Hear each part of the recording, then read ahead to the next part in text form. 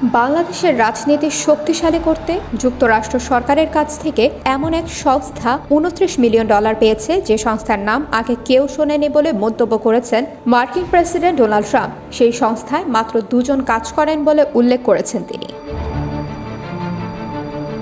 Trump স্থানীয় সময় গতকাল শুক্রবার হোয়াইট হাউসে একথা বলেন, যেখানে তিনি গভর্নরদের এক ওয়াকিং সেশনে বক্তব্য দিচ্ছিলেন। একই অনুষ্ঠানে ভারত, নেপাল সহ বিভিন্ন দেশকে অর্থ দেওয়ার প্রসঙ্গ তুলে ধরেন ট্রাম্প। হোয়াইট হাউসের ইউটিউব চ্যানেলে সেই বক্তৃতার ভিডিও প্রকাশ করা হয়েছে। এর আগে 15 ফেব্রুয়ারি যুক্তরাষ্ট্রের সরকারের দক্ষতা বিষয়ক বিভাগ ডিওজি জানিয়েছিল, বাংলাদেশ, ভারত সহ বিভিন্ন দেশের নানা প্রকল্পে অর্থায়ন বাতিল করেছে যুক্তরাষ্ট্র। ডিওজি ভেরিফাইড এক্স হ্যান্ডেলে জানিয়েছিল, বাংলাদেশের রাজনৈতিক পরিস্থিতি শক্তিশালী করার লক্ষ্যে নেওয়া প্রকল্প strengthening political landscape in Bangladesh এ $2,90,00,000 অর্থাৎ 29 মিলিয়ন অর্থায়ন বাতিল করা হয়েছে।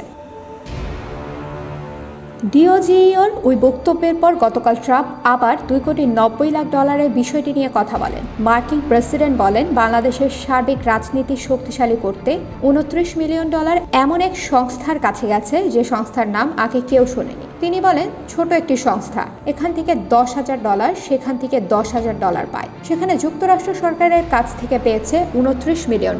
সেই সংস্থায় মাত্র 2 জন কাজ করেন উল্লেখ করে ট্রাম্প বলেন, আমি মনে করি তারা দারুণ খুশি। তারা খুব ধনী, শিগগিরই ভালো বিজনেস সাময়িকীতে তারা স্থান পাবে বড় প্রতারণার জন্য। ভারতের প্রসঙ্গে ট্রাম্প বলেন, $21 মিলিয়ন দেওয়া হচ্ছে আমার বন্ধু প্রধানমন্ত্রী নরেন্দ্র মোদীর ভারতকে ভোটার উপস্থিতি বৃদ্ধির জন্য।